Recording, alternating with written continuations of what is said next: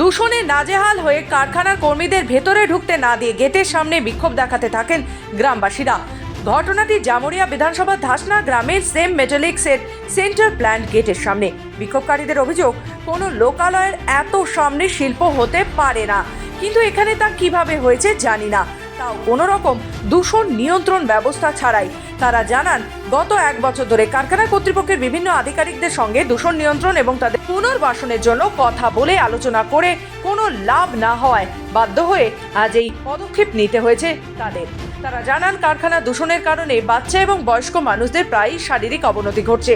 বিক্ষোভকারীরা অভিযোগ করেন, দূষণ নিয়ন্ত্রণের ক্ষেত্রে কারখানা কর্তৃপক্ষ বা প্রশাসনের নজর দেওয়ার কোনো রকম মানসিকতাই নেই। তাই আমাদের দাবি, আমাদেরকে এখান থেকে অন্যত্র কোনো দূষণমুক্ত এলাকায় পুনর্বাসন দেওয়া হোক। তারা জানান, তাদের এই দাবি না মানা হলে তারা আরও বৃহত্তর আন্দোলনের পথে নামবেন। আমরা এসেছি এই পলিউশনের জন্য। আমাদের গ্রামে প্রচুর পলিউশন, আমরা ছেলে মেয়ে নিয়ে এখানে থাকতে পারছি না, এবং বয়স্ক মানুষগুলো তাদের প্রচুর শ্বাসকষ্ট হচ্ছে, এবং ডাক্তার দেখানোর মতনও টাকা নেই। যে 8,000 টাকা বেতন পায় সেটা তো সংসার চালানোর জন্যই চলে যায়, কিন্তু আমরা যে বয়স্ক মানুষগুলো রয়েছে, বাচ্চাগুলো, তাদেরকে ডাক্তারের কাছেও নিয়ে যেতে পারছি না। ওই জন্য আমরা পুনর্বাসন চাই, আমাদেরকে গ্রামটা যেন এখান থেকে তোলা হয়। এসেছি আমাদের গ্রাম ধাসনা, আমরা টোটালি ধাসনা গ্রামের বাসিন্দা, ঠিক আছে। তো আমরা মেনলি ব্যাপার হচ্ছে পলিউশন। আমরা 1 বছর আগে চিঠি দিয়েছি, আপনি চিঠিটা দেখেছেন।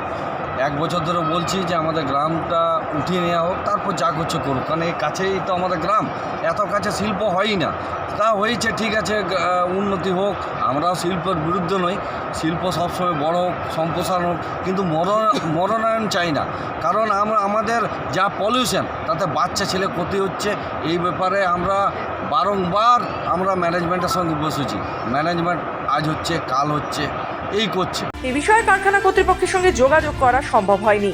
জামুরিয়া থেকে সমীর বাদ্যকরের রিপোর্ট, খবর বাংলা।